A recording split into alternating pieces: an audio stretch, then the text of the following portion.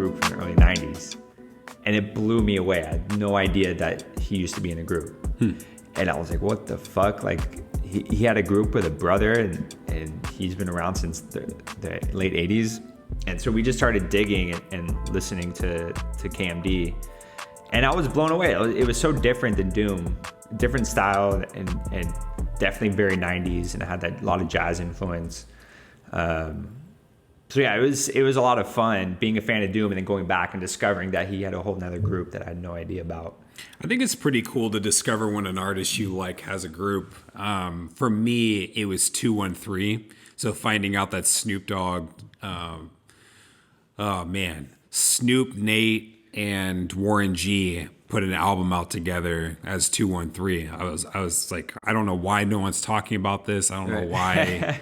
So it must have been pretty dope to be like, oh, I like this dude, and then he has a group, which is never heard of it. Yeah, super dope. So yeah, I've always really dug KMD. I never listened to them quite as much as I listened to Doom, but I love their songs. I love the feature they have on Third Base's song, Gas Face. I think that's one of the classic hip hop songs from that era. Incredible song. You should go listen to it if you haven't.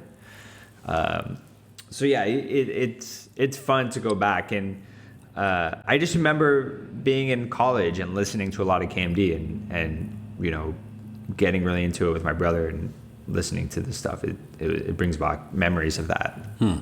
I had not heard of KMD, but I have heard of Onyx and I have heard of MF Doom.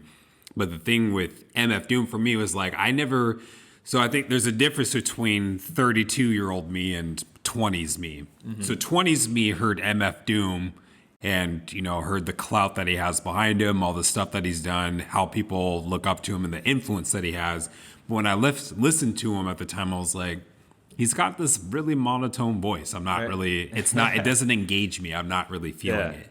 So like, I never really gave him much of a chance.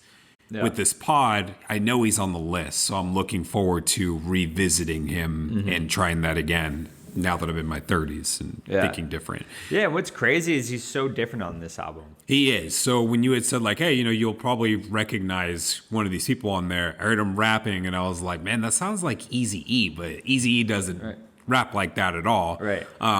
You know, but obviously it's not him. So it was a Yeah, his voice is not as deep. When he's Doom, his voice is much deeper. And it's a little bit more slowed down flow. Right. This is more fast-paced. This is the way he raps. He does kind of have his own style. Yes, he is silly and kind of off the cuff, you know, with his rap style. But it's definitely of that era. You know, early 90s rapping. It's a little bit faster. His cadence is pretty high. Like he's rapping with a high-pitched voice.